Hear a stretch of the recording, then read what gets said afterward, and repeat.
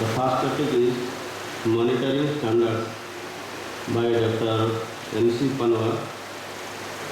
Now, Dr. M.C. Panwar is MD in anesthesiology, practicing anesthesiology. He retired as CMS Jodhpur Divisional Hospital. He was past president and honorary secretary of RIFSA. Published more than 30 publications to his credit. I will invite him to give his talk.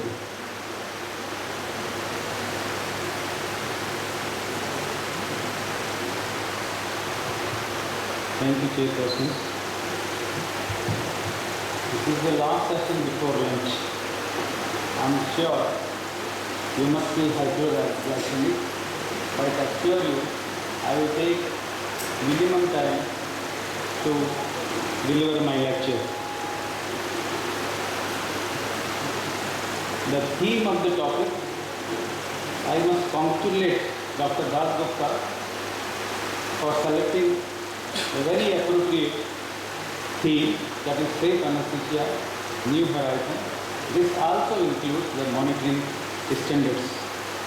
The monitoring standards are very important for safe anesthesia under anesthesia besides anesthesia monitoring system. Now, what about our RFISS activities? Our forum has been working since inception for the improvement of anesthesiology services, including monitoring standards on Indian Railways. Now, recommended minimum monitoring standards by ISA. This was published in the first news bulletin of RFISA in 1997. Guidelines for improving the functioning of the anesthesia setup issued by Directorate of Family Welfare Delhi Administration in June 1992, which was published in first news bulletin of RFISA in 1997. Now, recommendations prepared and sent to DGRHS for improving anesthesiology services on Indian Railways, including monitoring standards, in February 1997. This was published in second news bulletin of RFISA in 1998. Then DGRHS sent these recommendations to all the CMDs of General Railways for implementation in February 1998, which was published in third news bulletin of RFISA in 1999. Now, communication received from Railway Board for standardization of anesthesia equipment in year 2000, which was published in fourth news bulletin of RFISA in year 2000.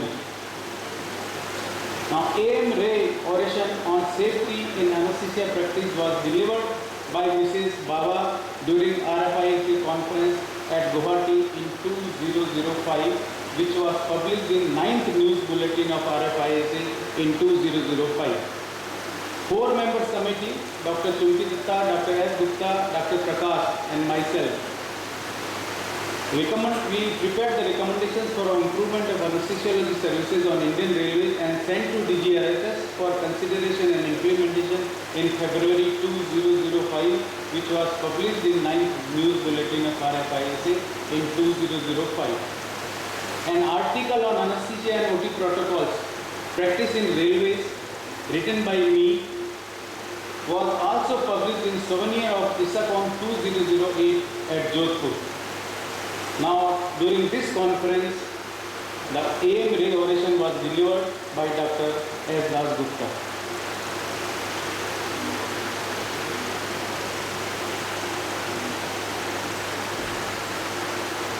The anesthesia monitoring standards recommended by ISA are safety standards for compliance. The monitoring standards are essential in anesthesia practice to safeguard the quality and to prevent untoward incidents. They are prepared by guidelines of WFSA. WFSA recommended safety monitors as international standards, and they were followed in India as Indian medical standard will cease to be operative after this publication, and there will be revision from time to time as and when the practice and the technique advances. And they are applicable for anesthesia services in any part of the Indian Union in any sector. The ISA authorizes these standards as national monitoring standards.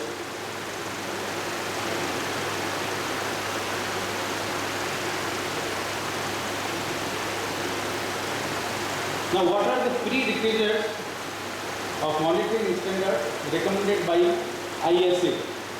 They are essential for improvement of functional quality of services and are needed to function. The professional status, the anesthesia should be given by the qualified anesthesiologist only. Then facilities and equipment, all the resuscitative equipment must be available at the workplace in quality and quantity both. Professional organization, the appropriate anesthesia forum may be established and will form link with the needed authority for training, certification and accreditation. Institutional, regional and national protocols on anesthesia practice may be instituted and facility for upgrading of knowledge may be ensured to improve the quality. The record and statistics, all detailed record of the anesthesia procedure must be preserved along with the patient's record history. Then personnel and the workload, there should be sufficient amount of anesthesiology should be available and the work should be distributed so as to avoid over and under responsibility. The anesthetist should take the responsibility of transferring the patient to the recovery area and for further consultation if any till the patient recovers completely.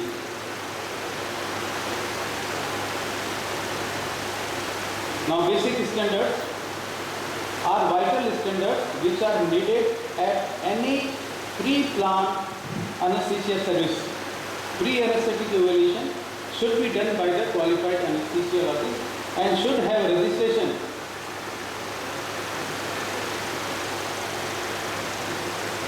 Then availability of resuscitation equipment, uninterrupted supply of oxygen and the minimum anesthesia equipment should be confirmed before starting the procedure.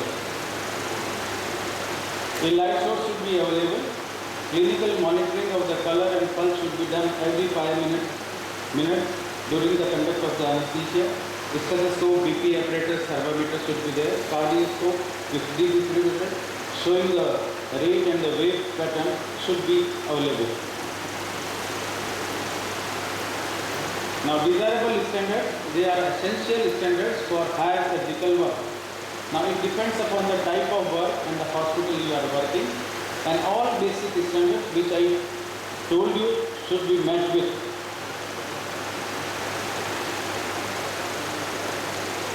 Now, all anesthesia machine and equipment you should have failure warning facility as well as checklist for failure connection.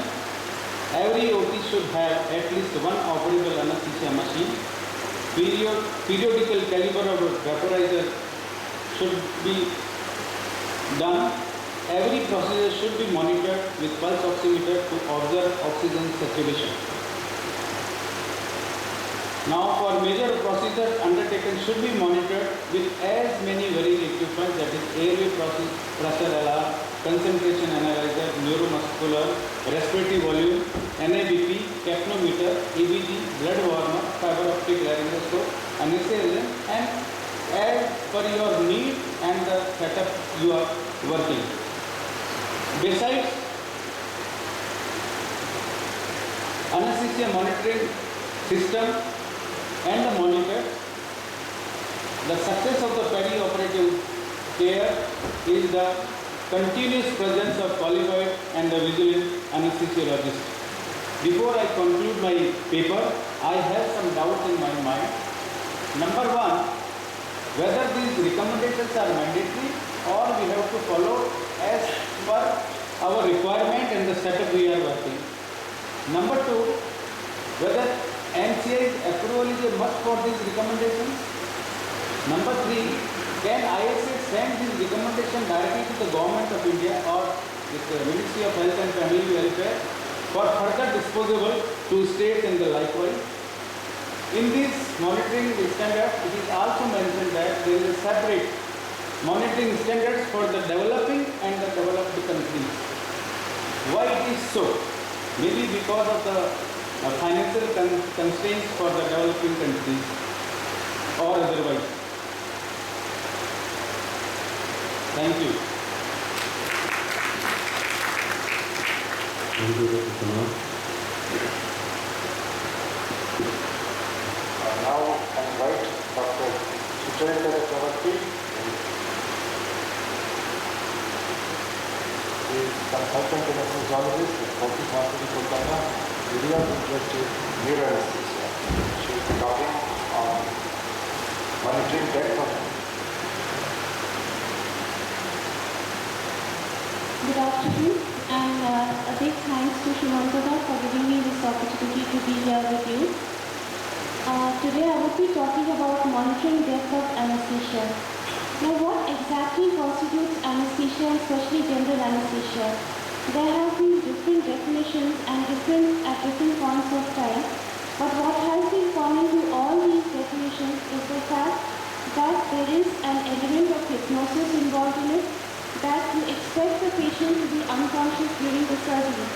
And even if you ask an ordinary person who is undergoing general anesthesia what his fears are, what his expectations are, he would say that I hope I will not feel pain and I hope I am going to be asleep during the operation.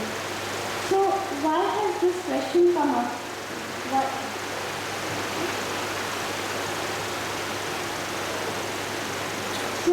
Why has this issue come up? When anesthesia first started off and we were using ether anesthesia, then this issue was not so important. Why? Because at that point of time, we were just using one drug, ether, to use all and get all that we wanted to attain surgical anesthesia. But as time progressed, as more and more medicines were available, as more and more sick patients came out for surgery, then the depth of anesthesia changed and we started using less and less of anesthetics and started combining our techniques. So what exactly do we mean by depth of anesthesia? The depth of anesthesia refers to a continuum of progressive central nervous system depression and decreased responsiveness to stimulation, which means that there is an entity called intraoperative awareness. What is awareness? Intraoperative awareness is the unexpected and explicit recall of sensory perception during general anesthesia. If you look at the numbers, they are quite low. It's 1 to 2% per thousand, which means about 0.1 to 0.2% in adults. But if you look at it in terms of the total number of people who are undergoing a surgery, then it's not a very small number. And also this number is probably higher in children. You would not know in pre-verbal children whether they have been aware or not. The numbers are quite high in case of obstetrics and in case of cardiac surgery. What are the manifestations of awareness? You will not know anything immediately, or the patient might tell you after waking up, I heard everything that you said, but most of the time it is not forthcoming and it's only elicitable after a post-operative interview because the patient is not very sure exactly what has happened. It may be manifested by vague auditory recall. Now, sometimes what happens is the patient doesn't remember clearly when he fell asleep. So he thinks what he heard before he went off to sleep or what he heard when he woke up constitutes awareness. But by definition, that does not constitute awareness. But a percentage of patients may have nightmares, they may have flashbacks and anxiety, and that's in quite a high percentage, around 33% of patients. So all this makes it necessary for us to make sure that we monitor the depth of anesthesia. There are certain anesthetic procedures or techniques which are more associated with an increased incidence of awareness. Rapid sequence induction is one, especially if a patient has a difficult airway and he is struggling with the airway for a long time. You have to be really careful to make sure that the patient has been asleep during those efforts. Reduced anesthetic doses with or without the presence of paralysis, total intravenous anesthesia. and planned use of nitrous oxide opioid anesthesia. So naturally, we would require and we should preferably have a good monitor to monitor the depth of anesthesia. Like all monitors, it should be applicable for any type of anesthesia. It must be sensitive, and the device in any country and more so in ours must be economical. What are the methods for assessing the depth of anesthesia? We all assess it clinically. Whenever we find that the patient is having an increase in the heart rate or the blood pressure is going up, or you find that the patient is having tears in his eyes or sweating, we instantly react to it by saying that, oh, the patient is light, and we give more, either we give more benzodiazepines or we give more vapors and try to deepen the depth of anesthesia. So heart rate variability and clinical manifestations are something which we all do. Then came the idea that maybe if we didn't paralyze a particular part of the patient and then use that as a monitor, we might be better off. And with that came the isolated forearm technique. So what was done? Tourniquet was placed before induction, and that was inflated so that when we gave the drugs, and especially the muscle relaxants, they didn't reach the arm. As a result, the patient could move the arm if he was having pain, or if he was given some command, he was asked to move his arm. Since it was not paralyzed, he could move it. So a lot of people thought that it was a good idea and we solved the problem, but that also had its problems, and for a long operation you couldn't keep the tourniquet on for so long. Then there were spontaneous surface electromyograms being used. Then the low insufficient contractility has also been used as a guide to the depth of anesthesia. I'll come to that later. Whenever we are using any volatile agents, nowadays most of the modern monitors would have the volatile agent monitors on them and they would give you the MAC. But obviously, if you are using a total intravenous technique, MAC is of no good to you. And especially in these situations, you would require newer devices like a brain function monitor.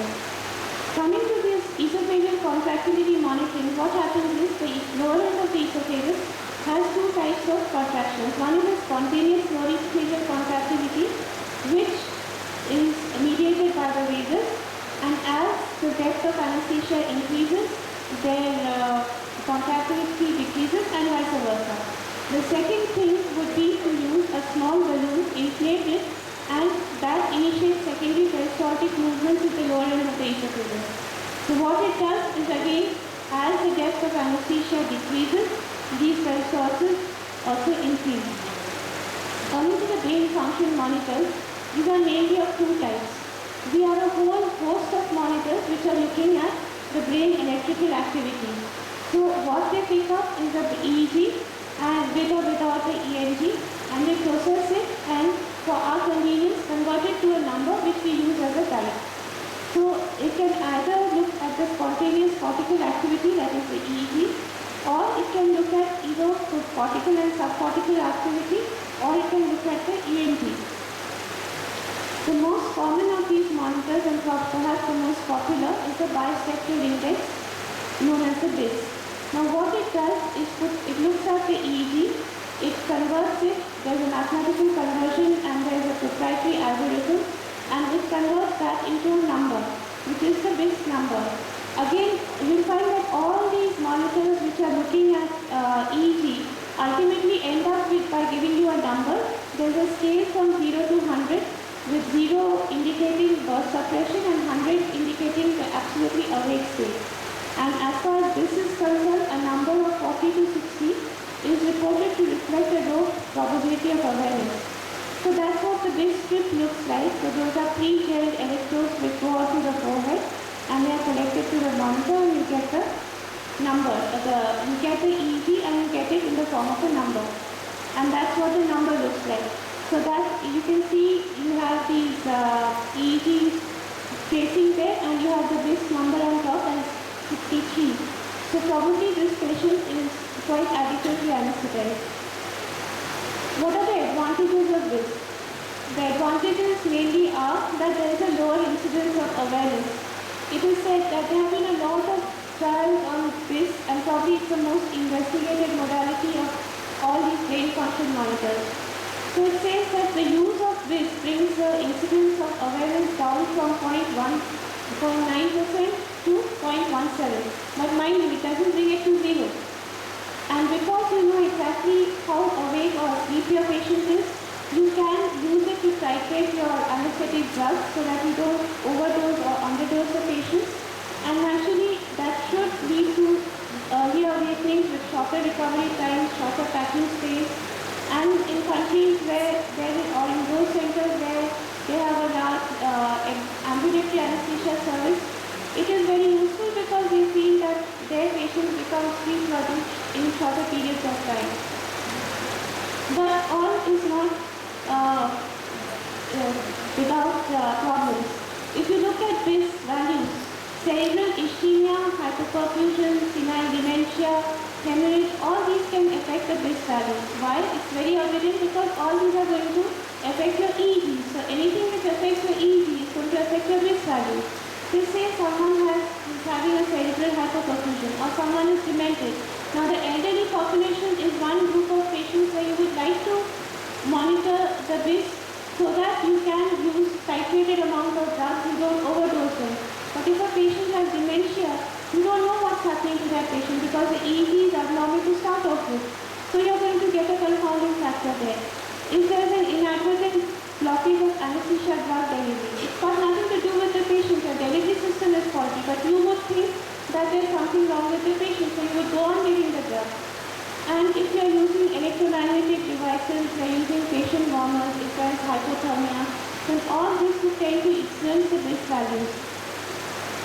There's something very similar to BIS which is known as entropy.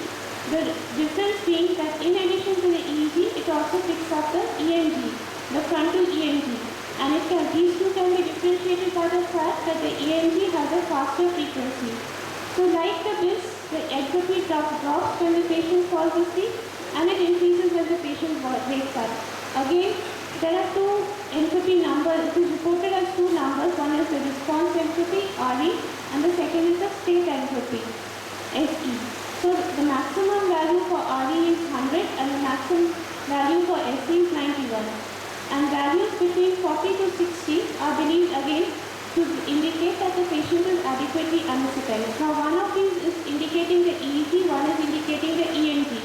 So what happens is that when the patient starts waking up, the frontalis muscle activity starts, so that would mean that the RE and the SE numbers start diverging. And that gives you an early indication that probably the patient is starting to wake up. It has been validated for use with propofol, haloperidol, sevoflurane and desflurane. But the problem is the same with entropy as with BIS, that you cannot use it very reliably for opioid-based anesthesia and it's not been validated for ketamine. So this is what a monitor with a BIS would look like. And then the next thing which we will be looking at is a narcotrend. Now the narcotrend again looks at the EEG. What it does is look at the normal, when any person falls asleep, there is a change in the EEG. So what the narcotrend does is to classify those EEG changes. Again, a lot of algorithms are applied and it is again reduced to a number. So the alphabetical scale of A, B, C, D, E, F is translated into a dimensional index scale from 0, which means deeply anesthetic, to 100, which means awake. So at induction, when the patient is falling asleep, the narcotrend values would be somewhere around 70 to 80 and it would be around 80 at the time of emergence. So very few studies have looked at narcotrend, and the problem with narcotrend is that probably it is unable to differentiate reliably between conscious and unconscious patients who are getting neuromuscular blockers during a TA. So that is what a narcotrend monitor will look at. So you notice that all of them are demonstrating an EEG and that they are giving you a number. So there are other monitors which do similar things like a patient state index, which is derived from a 4-channel EEG, again a 0 to 100 scale. SNAP 2 cerebral state monitor, which analyzes a single channel EEG and again gives you a number in between 0 to 100. So the fact remains that we've got a lot of monitors which are doing more or less the same thing, looking at the EEG, analyzing it and giving it to you in the form of a number. The second set of technology which is used is looking at brain function in terms of evoked potential. So you can have the somatosensory evoked potentials, you can have visual evoked potentials, auditory evoked potentials, auditory evoked potential index and an A-line autoregressive index, which is not very much used. Of all these, the one which is most used is the auditory evoked potential. What is done? You deliver a series of clicks to the patient's ear by means of a headphone, and you see whether the patient is able to give you if there is any response coming on the AEP. Now, that requires the sound to be transmitted from the brainstem to the auditory radiation and auditory cortex to the auditory stimulus. Now, what happens is that when there is a cortical response, there is something called the mid-latency auditory evoked potential. So that shows an increase in the latency and decrease in the waveform as the anesthetic depth increases. So it is slightly complicated in the sense that you will be having to see whether what is happening to the latency and the amplitude. So there is another thing which is called the auditory evoked potential index, where it is looking at, again it is looking at the auditory evoked potential, but what it is doing is giving it to you in terms of a number, which is easier for us to handle, rather than looking at the amplitude and looking at the latency.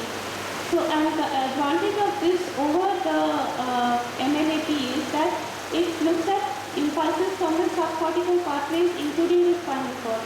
So, if you start getting an increased impulse from there, so you can get an inkling that the patient is going to be moving to a noxious stimulus before that actually happens. And an AEPI of 37 is 100% specific and 52% sensitive for unconsciousness. And this correlates best with this to distinguish awake from asleep state.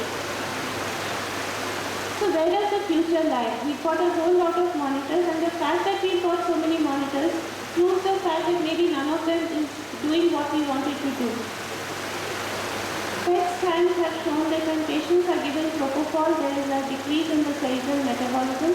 So maybe that is something which can serve as a gold standard. In fact, you can use that as a sort of standard against which you are monitoring other agents.